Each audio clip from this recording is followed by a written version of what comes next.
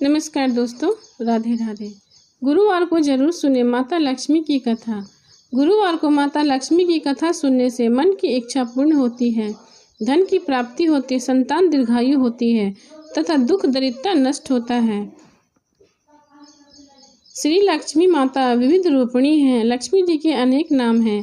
कैलाश में रहने वाली पार्वती, स्वर्ग में रहने वाली महालक्ष्मी, भूलोक में रहने वाली लक्ष्मी, ब्रह्मलोक में सावित्री, गोलोक की राधिका, वृंदावन में रहने वाली राजेश्वरी, चंदन वन की चंद्रा, मालती वन की मालती, कुंदन वन की कुरदात्री, केतकी वन की सुशीला, राजगृह में रहने वाली राजलक्ष्मी और घर घर की गृह लक्ष्मी। ऐसे विविध रूप और विविध नाम से लक्ष्मी देवी प्रसिद्ध हैं। अब सुने गुरुवार व्रत कथा। महालक्ष्मी व्रत कथा। भद्रसर्वा नाम का राजा राज्य करता था। वह बड़ा पराक्रमी था। 4 वेद, 6 शास्त्र, 18 पुराण आदि का उन्हें ज्ञान था। उनकी रानी का नाम सूरज चंद्रिका था। वह लावण्यमयी, सुलक्षणी और पवित्रता थी।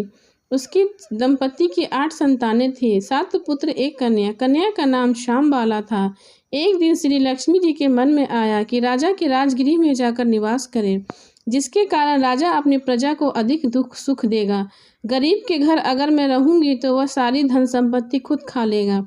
इसलिए लक्ष्मी जी ने वृद्ध ब्राह्मणी स्त्री का रूप लिया। हाथ में आधार के लिए एक लकड़ी ली और उसका सहारा लेते लेते सूरज चंद्रिका रानी के महल के दरवाजे के पास खड़ी हो गई।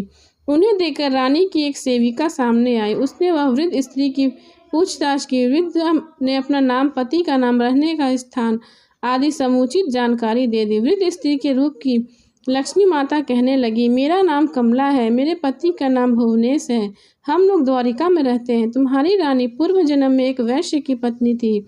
वह वैसे बहुत दरिद्र था। हर दिन दोनों में लड़ाई होती थी। उसका पति उसे बहुत मारता था। इस हालात में वह बहुत परेशान हो गई और घर छोड़कर चली गई। वन में बिना कुछ खाए पिए घूमती रही।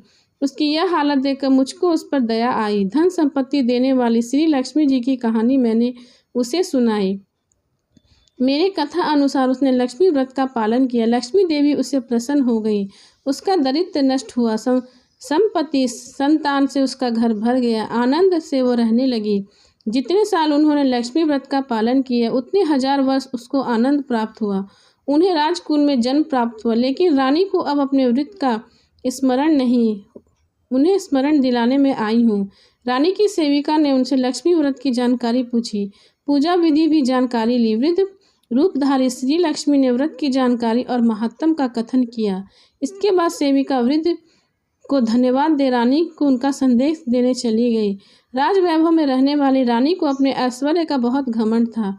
वह उत्तम हो गई थी। वृद्ध का संदेश सुनकर वह एकाएक गुस्से में आ गई और ब्राह्मणी स्त्री को अपमानित किया और उसके साथ मारपीट की। लेकिन वह साक्षात लक्ष्मी जी का रूप, यह बात रानी को मालूम न थी। रानी के बुरा बर्ताव देखकर लक्ष्मी जी वहां रहना पसंद नहीं किया, अपने खुद के निवास में रहने लगी। वह वहां से निकली। कुछ दूरी पर उन्हें सांबाला मिली। उसे सारी जानकारी मिली। उसने उस वृद्ध स्त्री से क्षमा याचना की। तब लक्ष्मी जी को उस पर दया आ गई। उन्होंने सांबाला को लक्ष्मी व्रत की जानकारी दी। वह दिन भादो मास का पहला प्रथम गुरुवार था। सांबाला ने भाव भक्ति से लक्ष्मी का व्रत पालन किया। इसकी फल प्राप्ति से हुई। सिद्धेश्वर नामक राजा के मालाघर नामक पुत्र से उनका विवाह संपन्न हुआ। उसे बड़ा वैभव प्राप्त हुआ। वह अपने पति के साथ राज वैभव में रहने लगी। इधर लक्ष्मी के कोप होने के कारण राजा भद्रसर्वा और रानी सूरज चंद्रिका, इनके राज्य का अस्त हो गया। वैभव ऐश्वर्य का लोप हुआ और उनकी दशा भी बड़ा चिंतित हो गई। एक दिन सूरज चंद्रिका अपने पति से बोली, अपनी बेटी का पति राजा, उसके पास जाओ, अपनी दशा बताओ, उसे दया आएगी और वह कुछ संपत्ति जरूर देगा। भद्रसर्वा नाम बाला के पति के राज्य में गया। एक तालाब के किनारे विश्राम के लिए बैठ गया।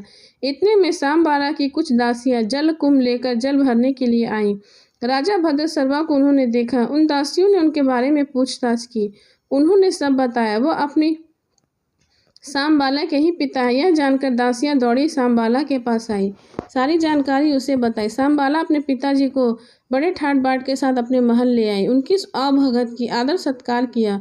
जब वो वापस जाने लगे तब उन्हें हांडी भर के धन भेंट की। भद्रसर्वा अपने घर पहुंचे। सूरज चंद्रिका को हर्ष हुआ। उनसे भेंट हांडी खोली। हांडी में धन की जगह कोयला भरा हुआ था। लक्ष्मी जी की कृपा से यह चमत्कार हुआ था। कुछ दिन बीत गए। अब सूरज चंद्रिका अपनी बेटी के घर गई। वह दिन था भादो मास का अंतिम गुरुवार। सांबाला ने लक्ष्मी व्रत किया था। अपनी माताजी से भी यह व्रत करवाया।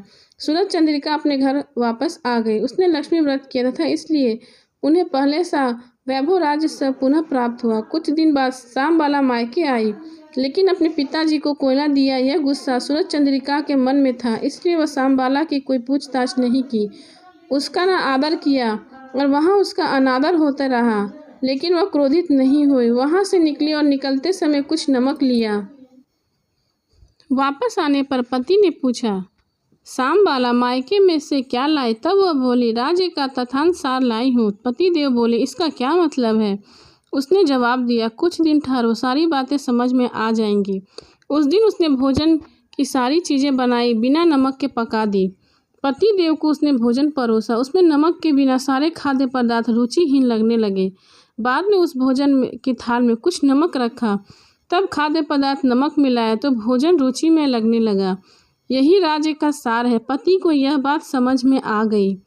इस प्रकार जो कोई लक्ष्मी व्रत श्रद्धा युक्त भाव से करता है तो उसे लक्ष्मी की प्राप्ति होती है, सुख शांति का लाभ होगा, मनोकामनाएं पूर्ण होती हैं, धन ध्यान प्राप्त होती हैं। लेकिन धन ध्यान प्राप्त होने पर लक्ष्मी जी व्रत करना न भूलें। हर गुरुवार को कथा का पठन करें।